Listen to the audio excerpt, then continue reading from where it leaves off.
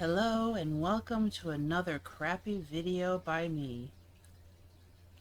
I'm still trying to get the hang of this YouTube stuff, but I'm a stubborn old lady, so they may just be crappy for the entirety of my channel.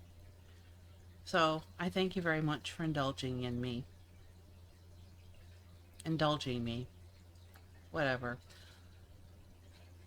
Okay, so the first blog post that I put on my website at browneyedlark.com, shameless plug, is called Believing in Murphy's Law is Unhealthy. Now, Murphy's Law states that everything that can go wrong will go wrong, or nothing is as easy as it looks. Everything takes longer than you expect, especially if you're in man time. Anyway, and if anything can go wrong, it will, and at the worst possible moment. Personally, I think someone should kick Murphy in his behind. I'm not saying that folks shouldn't prepare for the worst, but in my experience, dwelling on it seems to be borrowing trouble. As Mark Twain once said, I am an old man and have known a great many troubles, but most of them never happened. So think about that for a minute. If everybody bought into Murphy's Law, we'd all be sitting around mired in doubt and misery.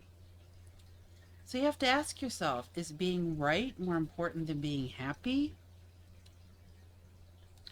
In the movie Harvey, Jimmy Stewart played the main character, Elwood P. Dowd.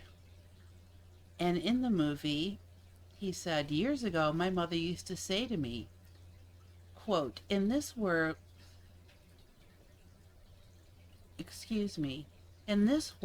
Elwood, you must be oh so smart or oh so pleasant, end quote. Well, for years I was smart. I recommend pleasant. While it feels nice when someone tells me I'm right, I'd much rather dwell in happiness than satisfaction.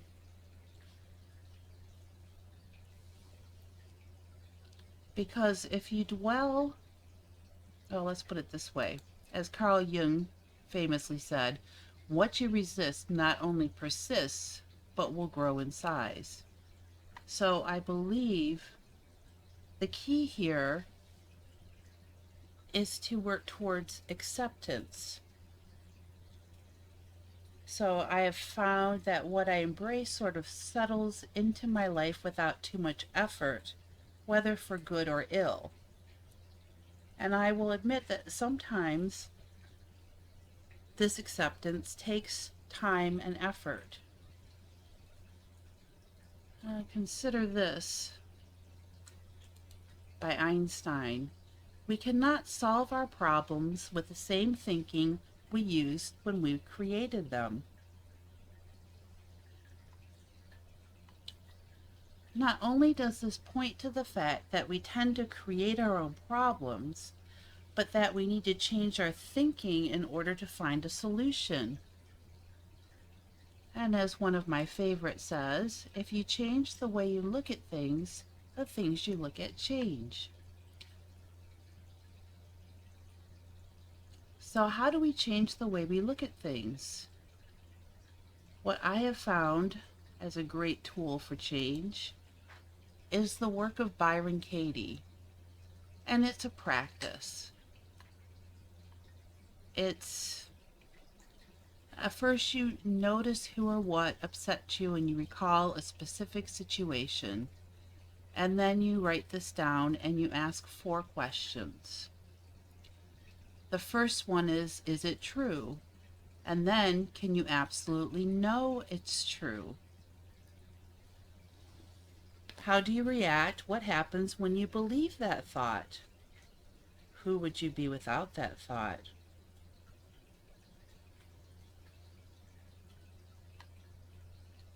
And it just occurred to me, there is a quote by Deepak Chopra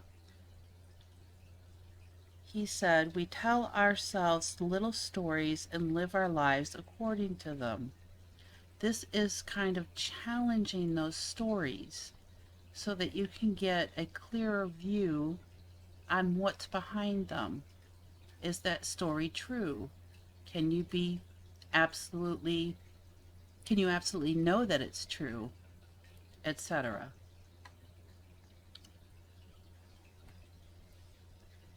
So once you do this a number of times, you get to the point where as soon as you say, is it true, you sort of ask the rest of the questions and you come to an understanding. Now, before I tell my little story, I will point out that um, the work of Byron Katie, which is the name of the website, it's all free. She has forms you can download. There is an app you can use, and it's I highly recommend it. Anyway, so my story. I used to tell this particular one all the time about a dog show weekend in Chicago. Now, my family raced and trained Irish Terriers for 25 years, and we showed them. And there's a big specialty show in Chicago, so um, it was one of the ones that we traveled to participate in. So I was about 13 years old and strutting around with what I considered to be the best dog in the world. One of our Irish Terriers, Fred, and people would stop and admire how handsome and well behaved he was. He was my soul dog. So one day I got into the elevator with an older woman and her bulldog. And this lady looks at me and she says, "He's not very attractive, is he?" For many years I thought that she was commenting on my beloved Fred. And then one day, through inquiry, it dawned on me that she may well have been talking about her own dog. That makes much more sense. I had been wrong for so many years. So doing the work can be a really powerful tool for self-awareness. In becoming more aware, things like Murphy's Law changes from a dire warning to a vague whisper that evokes more of a heads up than a batten down the hatches mentality. I hope you found this informative or at the very least interesting. Thank you so much for watching. I have got to learn to enunciate my words. Much peace and love to you all.